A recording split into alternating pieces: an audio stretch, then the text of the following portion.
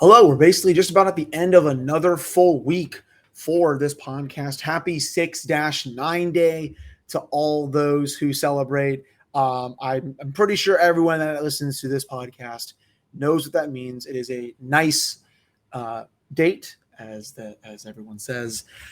And anyways, for today's show, we're going to get into an interesting article from Frank Seravalli today that involves John Marino. We're also going to get into a player who I think the Penguins could make a play for over the offseason. Not a free agent, but someone that they could get via a trade. And then we might also start, we'll continue potentially the season reviews with getting into either the goalies or defensemen. I think I might do Tristan Jarry for the final segment. So that's all coming up right after this drop.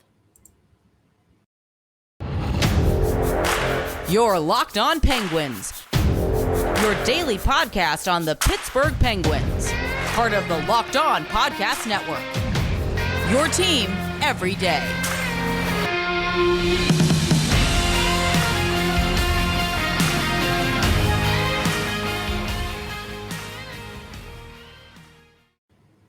Hello and welcome back to another episode of the Locked On Penguins podcast. I am your host, Hunter Hodes. Remember to follow me on Twitter at Hunter Hodes. Follow the show's Twitter at @LO_Penguins. Of course, thank you all so much for making this your first listen of the day. So let's get right into it. So Frank Seravalli dropped his first big article for the offseason for most of the teams because there's only 3 teams left playing right now. And it's his trade bait article, trade targets.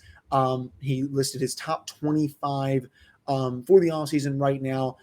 Alex DeBrincat leads us off, then Kevin Fiala, Jacob Chychrun, JT Miller, Devils number 2 overall pick, Tony DeAngelo, John Gibson, Tyson Berry, Pavel Zacha, Philip Myers, Jeff Petrie. And then for the Penguins, he has John Marino.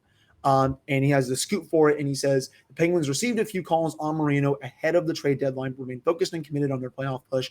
The truth is, though, Marino is not Pittsburgh's preferred choice to move on their back end. That would be Marcus Pettersson, but no team seems willing to take on Pettersson's 3 more years at just over $4 million, while there are teams interested in Marino, and the Penguins have a real need to move money if they're going to run it back with Chris Letang, Evgeny Malkin, and Brian Rust next to Sidney Crosby. I wish I could say I was surprised that Marino is on this, but I will say this for you all. I would think the only way Marino gets moved is if Letang does come back, because they will have that luxury to, dangle him for, maybe a top 9 forward.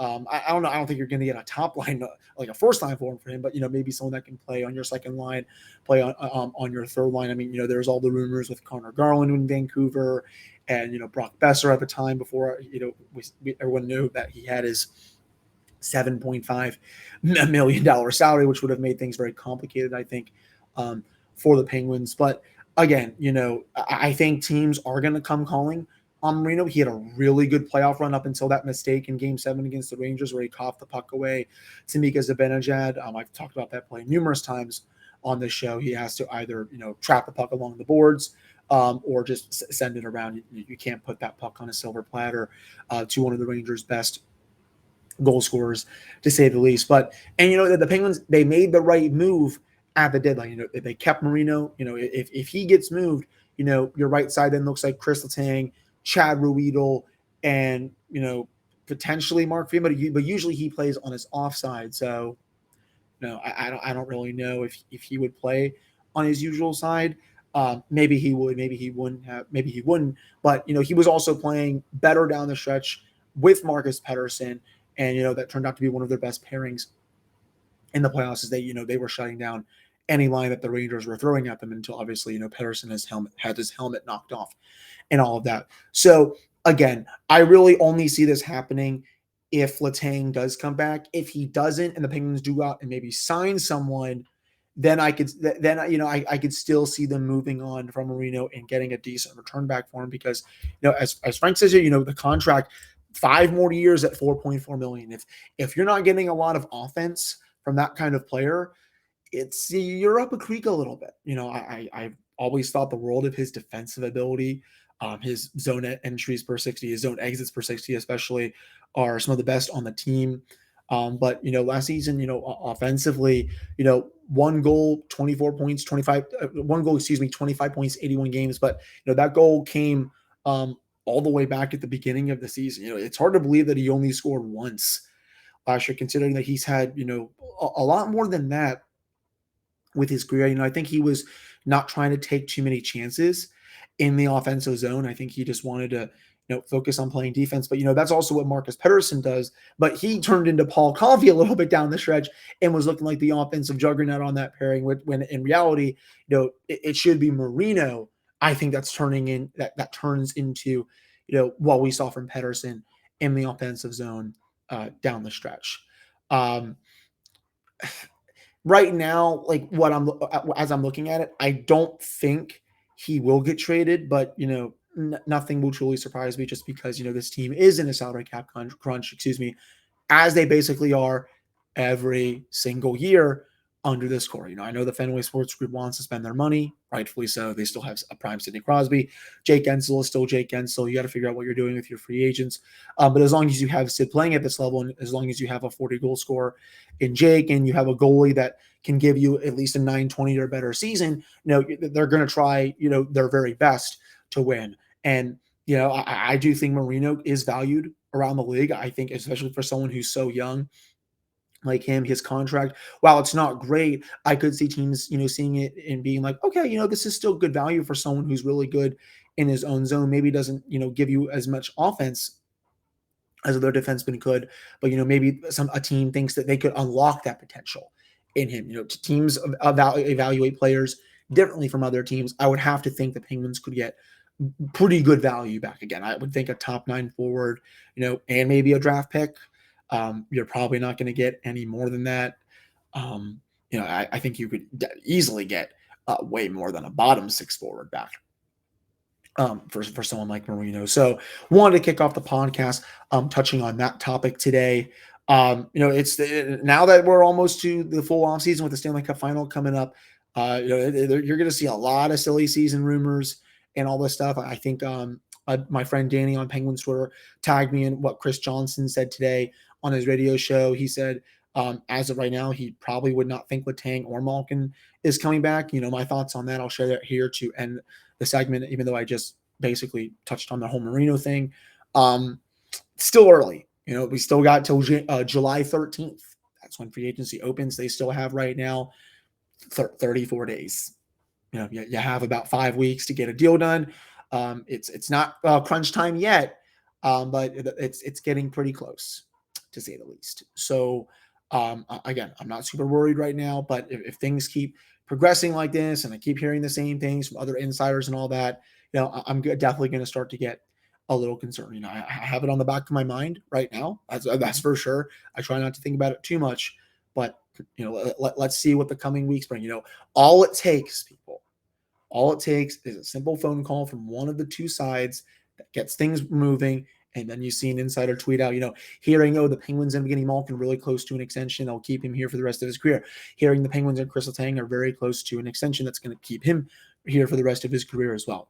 That can happen literally at any time of the day. So my best advice for you all, don't think too much on it, but I would have the notifications on for the top insiders, that's for sure, and the Penguins Twitter account, to say the least. So that'll do it for this segment of the Locked On Penguins podcast. Coming up in the second segment, I'm going to talk about that player that I could see the Penguins making a move for, and it's a player on a team that just got eliminated. So I'm sure you can probably figure out at least the team while you're listening to the commercial break here, but maybe not the player. So I'm going to get to that right after this. But before we touch on that, our next partner has a product I use literally every single day, and that's Athletic Greens. I started using Athletic Greens because, I sometimes didn't have time during the day to have, go to work out.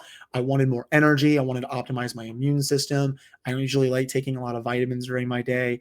I also wanted to see what the hype was about because I kept seeing a lot of it on social media. So what is this stuff? With one delicious scoop of Athletic Greens, you are absorbing 75 high-quality vitamins, minerals, whole food, source superfoods, and probiotics to help you start your day right.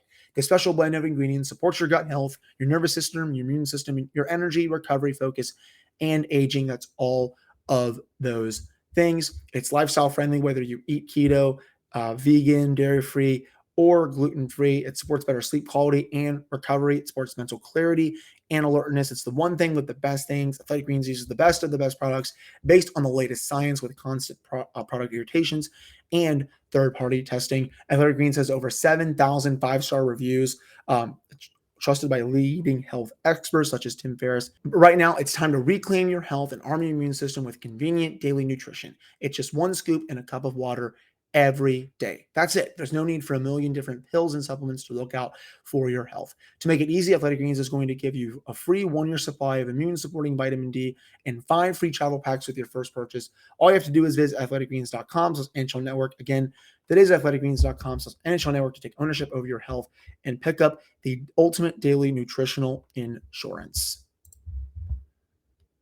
All right, we're back here on this episode of the Locked On Penguins podcast. I am your host, Hunter Hodes. Remember to follow me on Twitter at Hunter Hodes. Follow the show's Twitter at LO_Penguins. So you may have guessed the team, and yes, it is the Edmonton Oilers, but what about the player here who I think the Penguins could go after?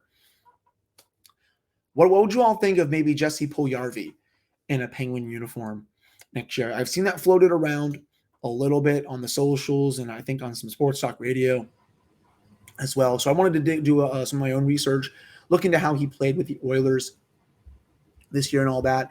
Played 65 games, 14 goals, 36 points in those games. That's the best in his career so far. He's also only 24 years old. Before this season, his best year was 15 goals, 25 points in 55 games last year when he played basically the entire season. This is a player that, he's kind of been in Edmonton's doghouse for, basically his entire Oilers career. And I think he could definitely use a fresh start. Played well in the playoffs, but, we'll get to the regular season here. Again, 65 games, was on the ice when he was on the ice, the Oilers had 58% of the shot attempts. That's a career high for him. Also 64% of the actual goals.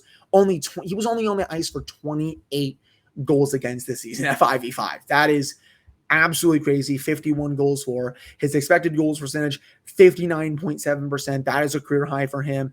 56% of the scoring chances for the Oilers when he was on the ice. 58% of the high danger chances. 31 goals for. 12 high danger goals against. That's 72, comes out to 72% high danger goals for, and only shot 8.2% this year.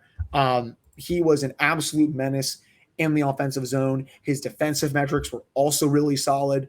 This is a player that I think can definitely be had, especially because Ken Holland is not good at what he does. I will always say this. I don't know if I've had this saying on the podcast a lot, but I've said it to myself a whole lot. If you are an NHL general manager, or at least a good one, all you got to do is target the bad ones and see if you can make a trade. And I definitely feel like someone like Ken Holland can be had with Jesse Puljujarvi. The Oilers, they're not going to stand pat going into next season. They know what happened when they got swept by the Colorado Avalanche. They played well against the Calgary Flames and the Los Angeles Kings, but that kind of sweep is not going to slide up in Edmonton. And honestly, I would offer, quite a bit for Puljujarvi. Definitely something like Kasperi Kapanen, even though I'm higher on POJ than most, I think I would offer him in that package with Kapanen, potentially a draft pick. I've seen people say they would offer a first-round pick. Now, I would maybe offer, I know they don't have their second in this year's draft, but if you can offer a second and, maybe next year, something like that, or, a third-round pick or something like that, along with a roster player like Kapanen, who could also use a change of scenery and a defensive prospect at POJ, who probably should be able to make the Oilers blue line next year. I would be curious to see if Ken Holland would do that deal. Because, I think in some ways, again, it does make sense. He's getting a defensive prospect who, the Oilers blue line is absolutely cheeks. Duncan Keith is not what he once was. Darnell Nurse is good, but he makes a lot of money. Cody Ceci is fine, but that contract is a lot. Evan Bouchard, he's gonna be pretty good here, I would say, soon. But there's just Brett Kulak, fine defensive addition at the deadline, but is he going to come back to Edmonton? Who knows? I definitely think POJ could beat out at least a couple of those players on that blue line. Again, moving back, and as for Kasperi Kapanen, I mean, we all know how he struggled this year with putting the puck in the net. Maybe Jay Woodcroft, assuming he does sign an extension with Edmonton. And I would think he will because he led them to the conference final, and the Oilers were legit good under him. I mean, their underlying numbers well over 50% in every category. Unlike under Dave Tippett, they were below 50%. I mean, he really took over that team and coached them well. It really was not his fault that the team got swept in 4 games by the Avalanche. I mean, the Avs are just, excuse me. Oh, do not usually yawn during a podcast. The Avalanche are just, they're that freaking good. So he should be back, rightfully so, unless the team decides to go after Barry Trotz, something like that. But, I could see them, maybe putting Kapanen in the top 6. Could he ride shotgun to Connor McDavid? I would have to think, just because of how dynamic McDavid is, Kapanen would get quite a bit of looks every game. You would have to think that he would bury a decent chunk of those. But, if he does the same thing he did in Pittsburgh and pulls up, button hooks back, looks to pass first, and doesn't use his blazing speed and his nice shot, then, it could look bad for Edmonton. But, I would still take that chance if I were the Penguins and, look into getting Puljujarvi. He's a great fit in your top 9, can play with basically any of their centers. In my opinion, he's a pure right winger. So, that would be honestly a really good Raquel replacement, because as of right now, I do not expect Raquel to be back next year. And that's just because, the salary cap situation. And if we do dig deeper here into Puljujarvi's numbers, 16 total playoff games for the Oilers, 155 minutes was on the ice. When he was on the ice, the Oilers had 53% of the shot attempts, 500 in goals, so 50% for actual goals, 54% of the scoring chances, 62% of the high danger chances for, and then 75% of the actual high danger goals for. Had 3 total points at 5v5 for the Oilers in the playoffs. So while his counting stats weren't as good as they were in the regular season, his underlyings were still really solid. And, that's encouraging for me for someone who is still only 24. These are his peak years. Once even a player goes to age 27 or age 28, that's usually when they start going on the decline just a little bit. You can still get really good years out of them, but they're not going to be as good, as they are in 24 and, 22, 23, or even 25 and 26. I will always say, those years, 22 to 26, those are your peak years in the NHL. After that, you're probably, your stats aren't going to be as good unless you're just a generational talent like Sidney Crosby, Alex Ovechkin, Connor McDavid, Alston Matthews, all those kind of guys. So it would be fun. I'll be curious to see if Puljujarvi is indeed traded. In terms of where he is on Frank Seravalli's list, I'm going to go down here and see. He has him at 15. And Frank says it's a safe bet that one of Puljujarvi or Yamamoto will not be returning to the Oilers. Both are fan favorites, but both require new deals, likely both raises, and Ken Holland acknowledged that Edmonton will have to watch every dollar. He even said, am I willing to trade some assets in a deal that will make us better? Yes, I am. There you go. He's willing to do deals. This is a perfect opportunity for the Penguins to get younger and faster going into Sidney Crosby's twilight years, especially if they do bring back Evgeny Malkin and Chris Letang. These are the kind of moves that can set yourself up to contend again next year if you make other good changes around the margins of your roster. That is the end of this segment, and I'm curious to see again if the Penguins are involved in this. Coming up in the next segment, we're going to touch on Tristan Jarry's season review and what to expect from him moving forward. But before I get to that, don't you love a chewy chocolatey brownie? What about a caramel brownie with caramel swirled on top? It's so good. And what if I told you that you can have all that chewy chocolate deliciousness plus 17 grams of protein? You are in luck, because caramel brownie bars are available at built.com right now, and you got to act fast because they are a fan favorite. Forget about dessert. These are better than desserts. Plus, the macros are unreal. You have 130 calories, 17 grams of protein, only 4 grams of sugar. I would replace a regular brownie with Built caramel brownie bars in a heartbeat. And the best part, caramel brownies bars are covered in 100% real chocolate, like for real. And with Built, you don't have to sacrifice tasty for healthy. You can have both. You can go to built.com, use promo code LOCK15, and get 15% off your order with one of those. Use promo code LOCK15 for 15% off at built.com. All right, I'm back here on this episode of the Locked On Penguins podcast. I am your host, Hunter Hodes. Remember to follow me on Twitter at Hunter Hodes. Follow the show's Twitter at L_Penguins as I'm checking the score of the Rangers Lightning game. It looks like there is still no score with only a few minutes left in the first period. Again, hoping that this is potentially the final game of the year for Madison Square Garden. So let's get to Tristan Jarry's season review here. So played in 58 games. The biggest thing for him going into next year for me, he cannot start that many games again. The time has passed where a goalie is starting close to 60 games a year or, even 65 games a year. Heck, even a few years ago, there were goalies that were starting, 68 to 70 games. And that's just, you can't do that. Even 58 for him, I think, is too much. You can tell that he was worn down towards the end of the year. I'm not going to say, Anders Lee, but it didn't. What's the word I'm trying to say here? I'm not going to say Anders Lee, did it deliberately. I do not think that was dirty at all. But I do think with how Jarry was playing down the stretch, it looked like he was more prone to getting hurt just because of how, he was looking gassed, to say the least. He put up great numbers for the first half of the regular season and honestly the first 2/3 because he was playing really freaking good and he was actually, getting decent rest. But, all those starts, all the starts in the second half of the season, and I cannot speak right now. All right. Okay. Anyways, by the time the end of the regular season came, after Jarry got all of those starts in the first half, when Casey DeSmith was playing really bad, you could tell that he was gassed. There we go. That was what I was trying to say. I apologize for sounding like a complete and utter buffoon for those last 15 to 20 seconds. They need to get a backup in there that can spell him a little bit and maybe have him start, 50 to maybe 52 games. Heck, even, 8 less starts could do the trick. And the other goalie maybe gets 30 to 32 games. I think that would be a totally good thing for him. I mean, when Jarry got hurt with that injury, there were still a couple weeks left in the regular season. He easily would have had,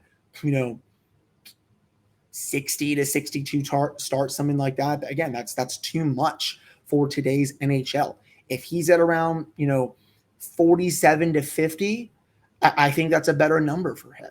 And, despite him getting hurt at the end of the regular season, still played well in the 58 games, saved almost 13 goals above expected, 919 total save percentage at all situations. That's above league average. And the Penguins can win with that level of goaltending. He is going into a contract year where if he plays at that level again, and, there's a chance that the Penguins might not be able to afford him, he will go out on the open market and he will make a decent amount of money. I am of the belief that you probably shouldn't pay a goalie a crap ton of money unless you know what you're going to get from him every year, like an Igor Shesterkin, like an Andrei Vasilevsky, like a Connor Hellebuck, goalies like that. Those are probably the 3 main goalies who I would probably only break the bank for. Maybe Ilya Sorokin. He's going to be probably just as good. Releasing 2.42 goals against average, expected goals against average up 2.65. His save percentage on unblocked shots was 955.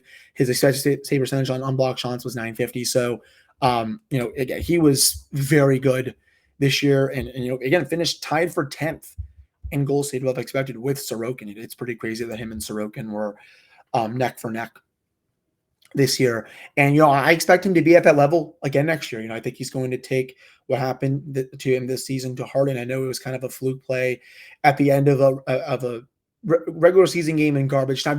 That's what hurts the most. The game was over. It was 4-1 at that time, or 4-2, something like that. 4-1, 4-2. And there's less than 4 minutes left in the third period. And, Anders Lee, just bangs into his foot and breaks it. Just awful timing, especially with 2 to 2.5 weeks left in the regular season. He was on pace to, have his redemption story. And I thought he was mainly fine in Game 7 against the Rangers. I know I've seen the stats where that probably won't tell you that. But, he was also he was also obviously playing at like 50 to 60% health. The Penguins were only using him in that game because they had no other choice to. They were hoping to get through that series with Louis Domingue in 5 games so that he could get that rest that he needed, because I'm sure he probably would have played in the second round against the Carolina Hurricanes, who ended up being the Boston Bruins. But I thought he was solid. I thought he shut a lot of people up this year, and rightfully so. His movement was awesome. He was tracking the puck very well compared to last year. He was playing, a lot more further out compared to 2020, 2021. Andy Chiodo did some great work with him, and I think you're only going to see that continue for 2022, 2023. I think he deserves to be the starting goaltender on this team. What happens behind him there, that remains to be seen. I mean, Casey Smith, great news on him. He was back on the ice today, and that was basically only a month since he had the surgery to repair the torn groin or whatever it was. I think he said it was his groin or his hip. So the fact that he's already in full equipment back on the ice, that's great news. It remains to be seen if the Penguins are going to bring him back. I mean, I'm sure he'll be cheap as a backup, but is Ron Hextall willing to bet on this tandem again after what happened this season? I mean, sure, you don't plan for both of your goaltenders to get hurt. I mean, you can't. I mean, that's the reality of the situation. But, is he prepared to bring DeSmith back and take the chance that he's really bad in the first half, and then Jarry has to start basically every game, and then it looks like he's worn out and fatigued by the end of the year? Or, does he go out and sign a veteran backup during the offseason? That's going to be, my biggest question. I've been talking about that all offseason at this point. So great job by Tristan Jarry this season. I basically give his year an A. People can argue for A minus, B plus, something like that. But in my opinion, he definitely deserves an A grade. But that'll do it on this episode for the Locked On Penguins podcast. I appreciate all of you listening to this one. I'll be back with another episode on Friday. We'll continue the season reviews and hopefully get to some more trade targets. And I'm hopefully going to start doing some draft prep. That is probably the one area of expertise that I do not have. I want to get more involved to do it. I want to dive into some of these prospects that could be in play for the Penguins right at the number 21 overall pick. I'm going to try to potentially bring on some people who are a lot smarter than me with the draft, to say the least, so they can at least educate me. I always am down to learn more about young players and that kind of stuff. And I want to hopefully share that experience with you all on this podcast too.